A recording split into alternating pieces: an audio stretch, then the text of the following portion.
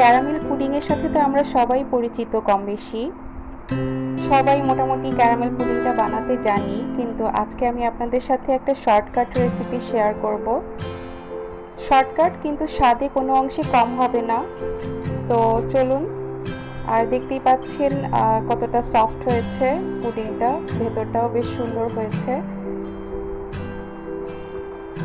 এই ক্যারামেল পুডিংটা তৈরি করার জন্য একদম প্রথমে আমি যেই পাত্রে পুডিংটাকে সেট করব সেটাতে কিছু চিনি নিয়ে নিয়েছি। এখানে প্রায় আধা কাপ পরিমাণ চিনি হবে। আধা কাপ পরিমাণ চিনির সাথে আমি খুব সামান্য পানি দিয়ে এবার এটাকে চুলায় বসিয়ে দিব।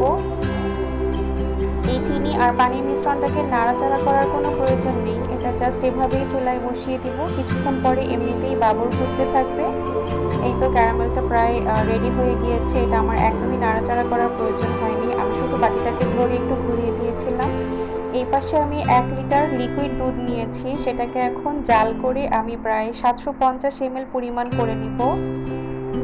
এবার একটা হাঁড়িতে আমি পানি নিয়ে নিয়েছি প্রায় হাঁড়ির অর্ধেকটা পরিমাণ, এবং এটাতে একটা স্ট্যান্ড বসিয়ে দিয়েছি। পানিটা গরম হতে থাক, এই ফাঁকে আমি পুডিংয়ের মিশ্রণটা রেডি করে নিচ্ছি। একটা ব্লেন্ডার জারে আমি একে একে 4টা ডিম ভেঙে নিব। আর ডিমগুলো অবশ্যই রুম টেম্পারেচারে হতে হবে, ফ্রিজ থেকে বের করে সরাসরি ব্যবহার করা যাবে না। 4টা ডিম নিয়ে নিলাম। এবার এতে আমি দিয়ে দিব 1 কাপ পরিমাণ চিনি।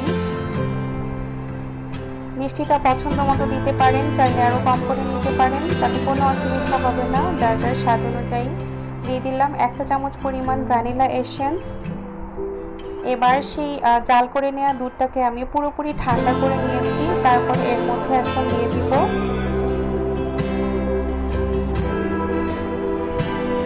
এবার সবগুলো মিশ্রণকে আমি একসাথে ব্লেন্ডার জারে ব্লেন্ড করে নিব। এই তো যেই ঝামেলাটা আমরা সবসময় করে থাকি, যে ডিমটাকে আগে চিনি দিয়ে ফেটিয়ে নিই, তারপরে মিক্স করি, আবার ছেঁকে নেওয়ার যে ঝামেলা, সেই ঝামেলাটা না করে ব্লেন্ডারে একবারে মিক্স করে নিলে খুব ইজিলি মিক্স হয়ে যাবে এবং কোনো দানা থাকারও সম্ভাবনা থাকবে না, এবং ছেঁকে নেওয়ারও কোনো প্রয়োজন হবে না। এবার সে আগে থেকে সেট করে রাখা ক্যারামেলটাতে আমি ঢেলে দিচ্ছি এই মিশ্রণটাকে ঢেলে দেওয়ার পরে সেই যে পানি গরম করতে দিয়েছিলাম, এবার সরাসরি পাত্রটাকে সেই প্যানের মধ্যে বসিয়ে দিচ্ছি। পানির পরিমাণটা অবশ্যই খেয়াল রাখবেন, পানি যেন বেশি না হয়। বেশি হলে পানিটা বলক উঠে পুডিংয়ের ভিতরে চলে যাবে। পানিটা যাতে পাত্রের অর্ধেক পরিমাণ থাকে সেই পরিমাণে দিতে হবে।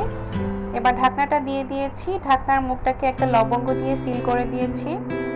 এবার এটাকে আমি ঘড়ি ধরে প্রায় 40 মিনিট রান্না করব। 40 মিনিট পরে দেখুন ঠিক এরকম হয়েছে। হাত দিয়ে একটু চেক করে নিচ্ছি, যদি কোনো নরম অংশ থাকে তাহলে আরও কিছুক্ষণ রাখতে পারেন, প্রায় 5-10 মিনিটের মতো। আমার এটাতে নরম নেই, পুরো ফুল ডান হয়ে গিয়েছে। এবার আমি এটাকে রুম টেম্পারেচারে নিয়ে এসে তারপর প্রায় 2 ঘন্টার মতো ফ্রিজে রেখে দিয়েছিলাম। এবার পুডিংটাকে আমি মোল্ড আউট করে নিচ্ছি। পুডিংটা মোল্ড আউট করবেন খুবই সাবধানে, সাইডগুলোকে আগে ছাড়িয়ে নেবেন, দেন মোল্ড আউট করবেন। সাইডগুলো যদি ছাড়িয়ে না নেন তাহলে পুডিংটা পাত্রে লেগে থাকবে এবং ফুল বের হয়ে আসবে না। এই তো কাজটা খুব সাবধানে করতে হবে। আমি এখন খুব সাবধানে মোলটাকে উঠিয়ে দেখাচ্ছি কিরকম হয়েছে।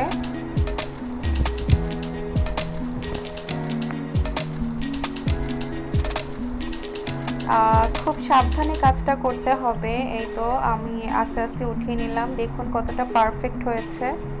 ক্যারামেলটা খুব সুন্দর হয়েছে, একদম পুড়ে যায়নি।